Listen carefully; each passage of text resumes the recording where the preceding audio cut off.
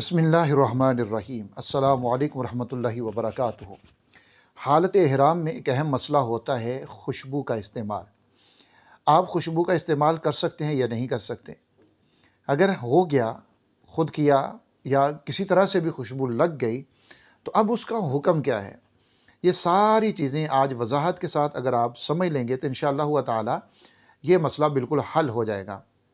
याद रखिए कि जब आप नियत कर लेते हैं उम्रा की या हज की, आप नियत कर लेते हैं तो अब आपके लिए अपने जिस्म के ऊपर, अपने लिबास, अपने इहराम के ऊपर किसी तरह की भी खुशबू लगाना ये जायज़ और दुरुस्त नहीं है। आपने नियत अभी नहीं की, आपने उससे पहले जो आपकी इहराम की चादरें हैं या आपका लिबास है उसके ऊपर अगर खुशबू लगी है और वो गीला नहीं है खुशबू के साथ, वैसे खुशबू आपने लगा लिया उसके ऊपर तो ये दुरुस्त है, आप पहले लगा सकते हैं।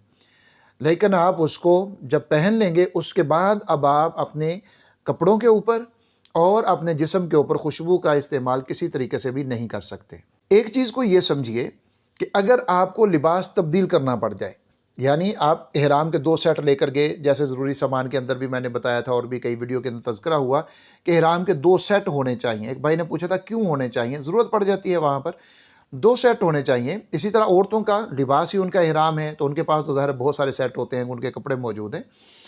तो जो आपके पास कपड़े मौजूद हैं, आप इहराम से पहले जो एक लिबास पहनेंगी उसके ऊपर अगर पहले खुशबू लगी है तो वो कोई मज़ाइका नहीं है, वो हो सकती है। लेकिन अब जब आपने नियत के बाद आपको लिबास तब्दील करना पड़ गया, किसी भी वजह से आपका लिबास ख़राब हो गया, इहराम की चादर गंदी हो गई, कुछ भी हुआ, आपने तब्दील करना है।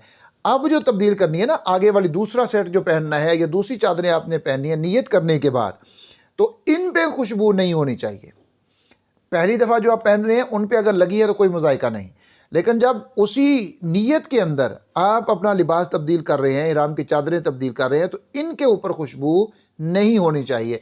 अगर ये आप खुशबू वाले पहनेंगे तो फिर आपके ऊपर दम लाजिम आ सकता है। एक चीज़ का ये ख्याल रखें कि लिबास तब्दील करना पड़े तो वो बिल्कुल साफ़ हो, उसमें खुशबू किसी तरह की भी ना लगी हुई हो। एक चीज़ ये कि अब कितनी खुशबू लगेगी तो उसके ऊपर दम आएगा, इसको आप समझ लीजिए।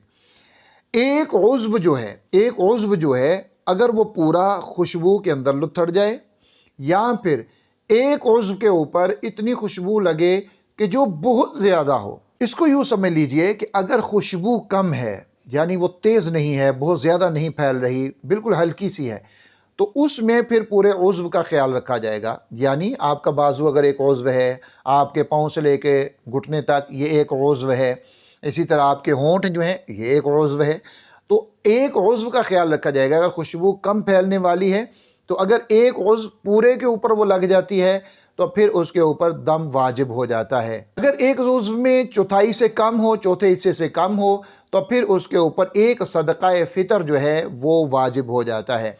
और अगर खुशबू ज़्यादा है, ये तो है कम खुशबू, तो अगर खुशबू ज़्यादा है और वो आपके उज़्व के ऊपर लग जाती है और जिसको सूंघने से लोग समझें कि बहुत ज़्यादा इसने खुशबू लगाई हुई है, तो फिर इसके ऊपर भी दम वाजिब हो जाता है। यानी अगर खुशबू कम है तो फिर पूरे उज़्व का एतबार होगा।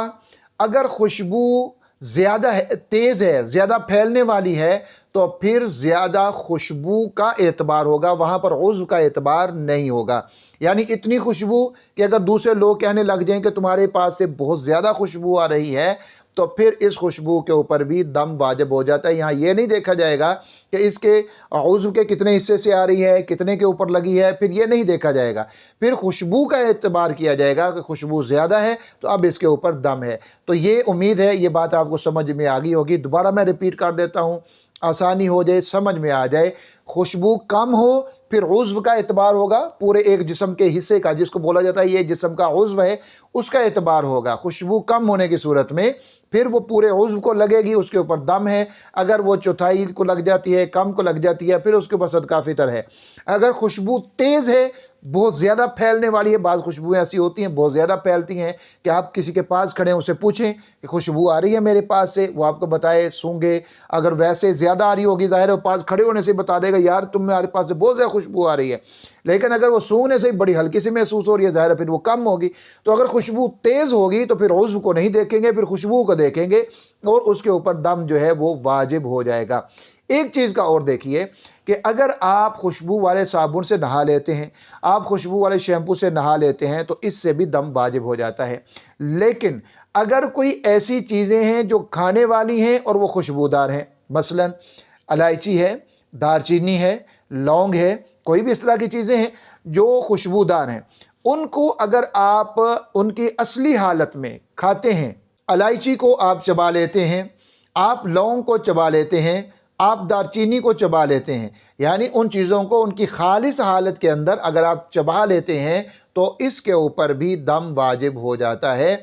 लेकिन अगर यही चीज़ें पकी हुई हों, यानी बिरयानी के अंदर इलायची वगैरह डाली जाती है, उसमें दालचीनी है, उसमें लौंग है, या किसी भी खाने की चीज़ में इनको डाला गया, इनको पकाया गया और फिर अगर वो आपके पास आती हैं, फिर अगर आप उनका इस्तेमाल कर लेते हैं तो उससे कोई भी चीज़ जो है वो लाजिम नहीं होती। इनकी खालिस हालत में, असली हालत में आप इनका इस्तेमाल करेंगे तो उसके ऊपर दम लाजिम होगा।